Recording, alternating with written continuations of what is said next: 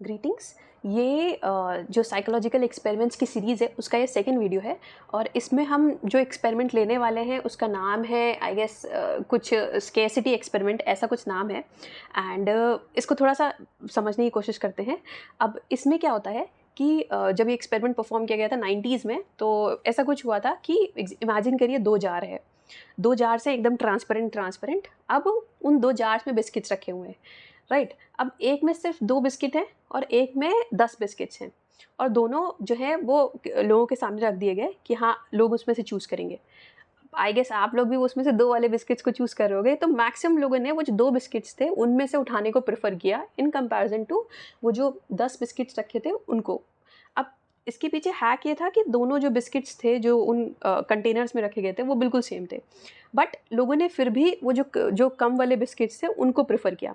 तो इस एक्सपेरिमेंट को परफॉर्म करने के बाद जो थ्योरी दी गई वो ये है कि अगर कोई भी चीज़ कम होती है या रेयर होती है, अगर नहीं भी होती है और उसका परसेप्शन ऐसे क्रिएट कर दिया जाए कि ये चीज़ कम है, तो ज़्यादातर लोग उसकी तरफ अट्रैक्ट होते हैं, उस पे ज़्यादा अटेंशन पे करते हैं या फिर उसकी तरफ ऑटोमेटिकली खींचे ले आते हैं। अब यहाँ पे चीज़ की जगह कोई भी पर्सन भी हो सकता है या फिर कोई चीज़ हो सकती है या फिर एक्सेट्रा एक्सेट्रा, राइट।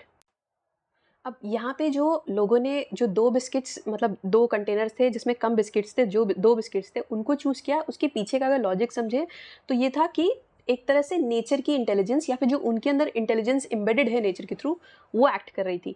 कि मतलब एक तरह से प्रोटेक्टिव नेचर था कि अगर मोस्ट ऑफ द लोग ये कर रहे हैं, ये ले रहे हैं, तो हाई प्रोबेबिलिटी है कि ये चीज़ सही होगी। इसके सही होने के, इसके टेस्टी होने के ज़्यादा चांसेस हैं। जैसे कि अगर मतलब एक इमेजिन करिए 2 पाथ्स हैं, मतलब 2 रास्ते हैं और एक रास्ते पे मोस्ट ऑफ द लोग चल रहे हैं और एक रास्ते पे मतलब बहुत ही कम लोग चल रहे हैं, राइट? दोनों आइडेंटिकल रास्ते हैं।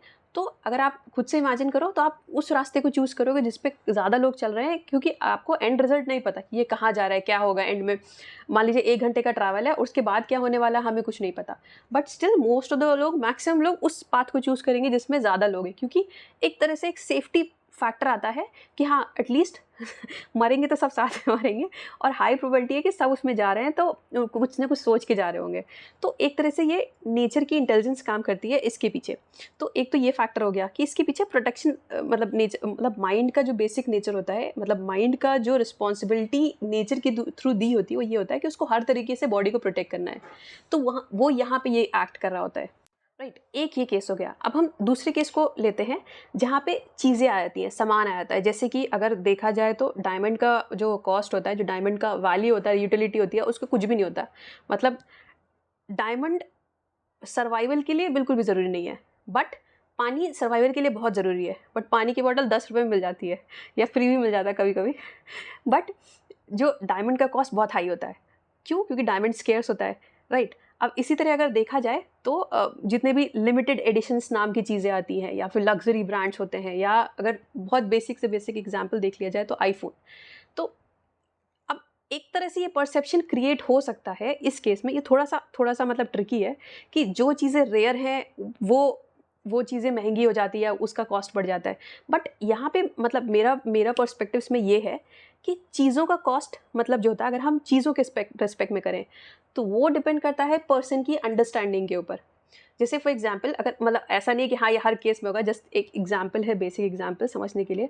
अगर मान लीजिए उसी की जगह एक मॉन्क है, मतलब एक भिक्षक है, मॉन्क है जो कि पुराने टाइम में होता था, आज के टाइम का नहीं ले रहे, तो उसके लिए एक डायमंड में और एक किसी भी मेटल में उसके लिए कोई फ़र्क नहीं है। या फिर अगर एक बच्चे को रख देते हैं तो उसके लिए एक गोल्ड में, डायमंड में, और उसमें किसमें कोई उसमें उसको कोई मतलब कोई इंटरेस्ट ही नहीं है, उसके लिए तो सब बराबर है। तो यहाँ पे एक तरह से परसेप्शन होता है। मतलब अगर इसको बेसिक से समझा जाए ना, अगर आपने स्विच किया हो किसी नॉर्मल फ़ोन से आईफोन में तो आप इसको अच्छे से समझ पाओगे। अगर आप नॉर्मल फ़ोन हाथ में रखते हो और आप एकदम से स्विच कर लो आईफोन में, तो क्या करते हैं आप पहले नहीं समझ पाओगे कि हाँ ये बहुत बड़ी चीज़ है। धीरे धीरे लोग नोटिस करना स्टार्ट करेंगे। फिर जैसे जैसे लोग नोटिस करेंगे आपको लगेगा कि आप मतलब को इम्पोर्टेंस मिल रही है और ये इम्पोर्टेंस सबको पसंद आती है। तो एक्चुअल में अगर स्टडीज़ देखी जाए तो आईफ़ोन की जो मतलब मिरर सेल्फ़ीज़ हैं, बहुत ही ऐसा बहुत कम लोग होते हैं जो आईफ़ोन लें और मिरर सेल्फ़ी ना लें। मतलब कि उन्हें सामने वाले को दिखना चाहिए कि मेरे पास आईफ़ोन है। तो अगर एक तरह से देखा जाए तो सामान की वैल्यू नहीं है, यानी उस आईफोन की वैल्यू नहीं है, उस आईफोन की वजह से उस बंदे या बंदी को जो जो रिस्पेक्ट मिल रही है, जो स्टेटस मिल रहा है, या उसको उसको ऐसा लग रहा है, भले ही मिले ना मिले क्योंकि रिस्पेक्ट आईफोन से मिलती होती तो कुछ और ही होता।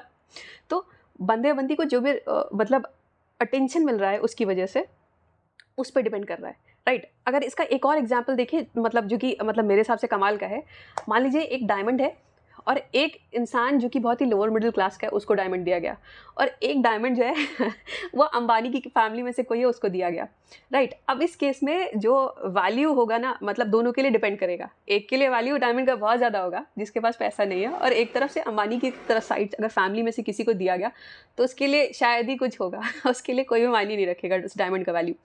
तो चीज़ों का वैल्यू डिपेंड करता है लोगों के पर्सपेक्टिव के ऊपर, मतलब मेरे हिसाब से ये मेरा पर्सनल व्यू पॉइंट है कि उनकी मैच्योरिटी लेवल उनकी इंटेलिजेंस पे डिपेंड करता है। जैसे अगर एक लग्जरी कार है, जैसे लग्जरी कार्स का बहुत क्रेज़ होता है, ठीक है। अब लग्जरी कार्स में, अब जैसे लग्जरी कार्स है या लिमिटेड एडिशंस नाम की चीज़ें आती हैं इस दुनिया में, तो कुछ लोग के लिए ये चीज़ बहुत मैटर करती है कि ये लिमिटेड एडिशन है या फिर ये लग्जरी कार्स है, फर्स्ट डे फर्स्ट शो देखना है, ये करना है वो करना है।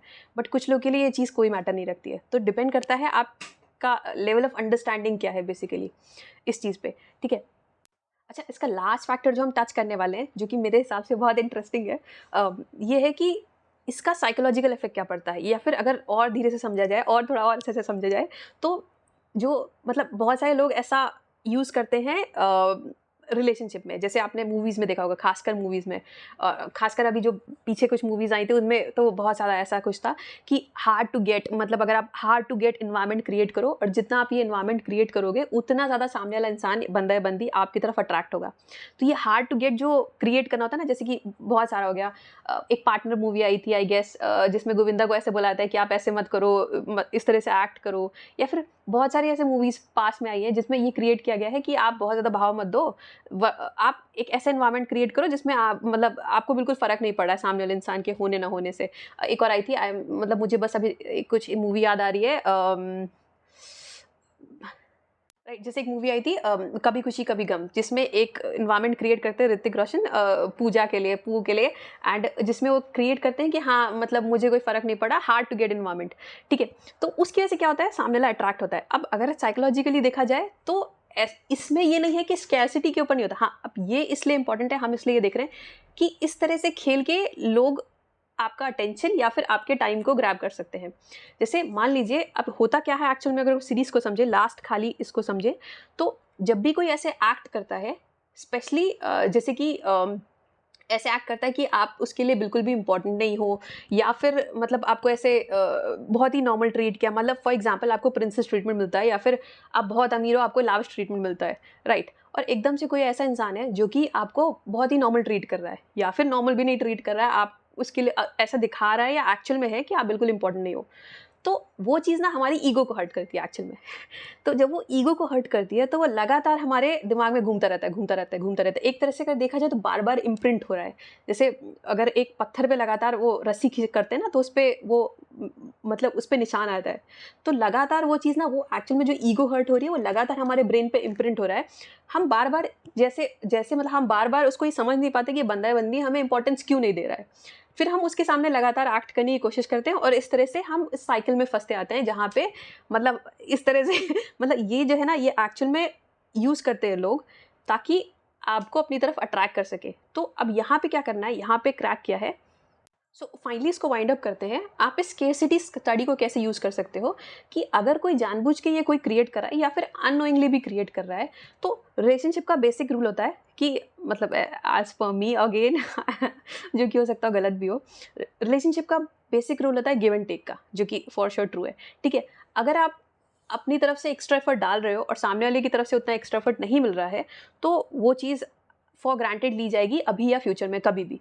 तो अगर आपको ऐसा एनवायरनमेंट मिल रहा है जहाँ पे आपको ये दिखाया जा रहा है कि आप इम्पोर्टेंट नहीं हो, या फिर ऐसा कुछ भी दिखाया जा रहा है, तो इट्स बेटर कि आप वहाँ से हट जाओ। तो अगर ऐसा कुछ एनवायरनमेंट क्रिएट हो रहा है तो उस ट्रैप में फंसने की जगह, मतलब एक तरह से अगर देखा जाए तो ये हमारे अंदर की कमी है, मतलब ईगो हमारी हर्ट हो रही है, इस वजह से हम एक्ट कर रहे हैं। तो हमें बस क्या करना है, उस बात को समझना है कि किसी की इंपॉर्टेंस देना न देने से उस ईगो को समझना है कि ये ऐसा क्यों हो रहा है, और फिर एक्ट आउट करना है बेसिक रूल मतलब आपको equal amount of respect, equal amount of attention या ऐसा मिलना चाहिए। एल्स इट्स बेटर कि आप वहाँ से अपना अटेंशन या वहाँ से अपना जो भी एफर्ट्स है वो थोड़ा बहुत वापस ले लो, राइट। एक तो ये हो गया अगर साइकोलॉजी के टर्म्स में, रिलेशनशिप के, स्पेशली रिलेशनशिप के टर्म्स में, या फिर आप किसी मतलब दोस्त, फ्रेंड्स या इन सब के टर्म्स में हो। और दूसरा जो है वो चीज़ों के रिस्पेक्ट में, कि जहाँ पे ब्रांड्स आपको ये दिखाते हैं कि ये चीज़ लिमिटेड एडिशन की है। अब अगर मतलब अगर आप, आपका अंडरस्टैंडिंग, मतलब ये तो डिपेंड करेगा अंडरस्टैंडिंग पे, कि अगर एक लग्जरी ब्रांड है और एक अगर हाई मतलब एक ब्रांड है, तो एक्चुअल में यूज़ तो वही 5 एलिमेंट्स किए जा रहे हैं ना। 5 मतलब इन जो 5 एलिमेंट्स होते हैं, धरती, जल, वायु, आकाश, उसके अलावा वो और एक्स्ट्रा तो कुछ 6th एलिमेंट तो यूज़ नहीं कर सकते। तो अगर वो लग्जरी ब्रांड है या लिमिटेड एडिशन है, तो हाई चांसेस हैं कि आपको वही चीज़ बहुत अच्छे उसमें मिल सकती है। तो आपका पर्टिकुलर डिसीजन होना चाहिए, वो चीज़ लेनी है, नहीं लेनी है। बीइंग इन्फ्लुएंस्ड बाय ब्रांड्स, या फिर कोई अगर सेलिब्रिटी वहाँ पे काम कर रहा है, ऐसे शो ऑफ कर रहा है, या फिर मतलब एडवर्टाइजमेंट्स दे रहा है, उससे इन्फ्लुएंस होने से बेटर है कि आप खुद से डिसाइड करो क्या करना है, क्या नहीं करना है। Thank you.